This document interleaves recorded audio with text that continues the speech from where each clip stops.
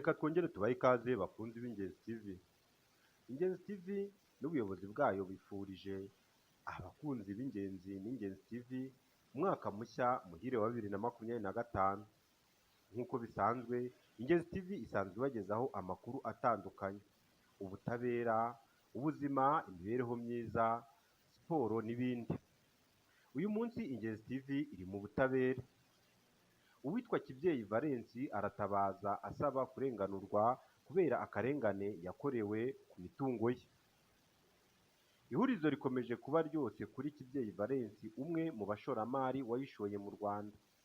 Ubwo ikigo cya leta gishinzwe imisoro n'amahoro Rwanda Revenue Authority cyagaragazaga ko umushoramari Kibyeyi Valens hari imisoro atishyuye, cyaje kumukurikiranaho kugeza anafunzwe. Ubwo Kibyeyi Valens yafungurwaga, hagati ye na Rwanda Revenue Authority habayeho ubwumvikane bw'uko hari umusoro agomba kwishyura, ariko nawe agasubizwa imitungo ye yafatiriwe, yaba iyimukanwa cyangwa itimukanwa. Iyimukanwa harimo amafaranga y'amadolari angana na miliyoni 1,280,000. Rwanda Revenue Authority gufatira irabyemerewe nk'uko amategeko abigena, ariko ikibazo ni uko amasezerano yo kwikiranura atubahirijwe. Ikindi, amafaranga ye yari kwishyura n'iryo deni yaburiwe irengero. Ikinyamakuru Ingenzi Newspaper n'ingenzinyayo.com ndetse n'Ingenzi TV kikimenya aya makuru cyagerageje gukurikirana, cyandikira umuyobozi mukuru wa Rwanda Revenue kugira ngo kimenye aho igeze ishyira umucyo kuri iki kibazo ndetse no kubahiriza amasezerano yagiranye na Kibyeyi Valens, umushoramari wari waje gukorera mu Rwanda. Umunyamakuru w'Ingenzi TV yandikiye Rwanda Revenue agira ati: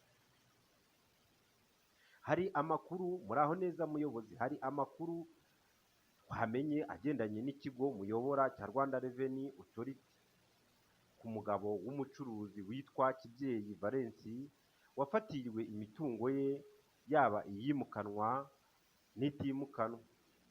Itimukanwa ni amazu 3 n'ikibanza n'imitungo bifite agaciro ka miliyari 4 na miliyoni 300 z'amafaranga y'u Rwanda, ndetse n'imitungo itimukanwa ingana n'amadolari miliyoni 1,280,000 yari muri banki ya Kigali.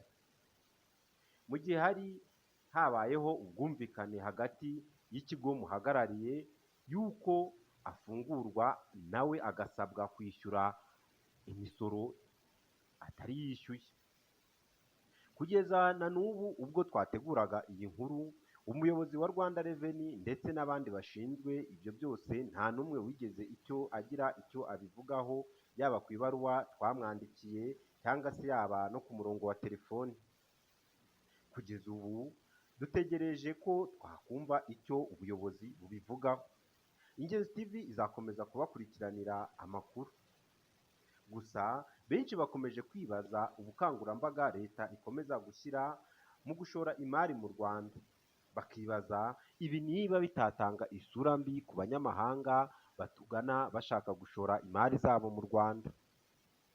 Ababikurikiranira hafi basanga ibi byagakwiye gushyirwaho umurongo kugira ngo aba bashoramari baza batugana batagiramo impamvu n'imwe yabatera kwibaza ku Rwanda kandi serivisi zizewe. Ingenzi TV izabagezaho uko iki kibazo kizahabwa umurongo. Turabashimiye, dukomeze kubasaba gukomeza gukora like, share na comment. Dukomeje kubifuriza impera nziza z'umwaka wa 2024.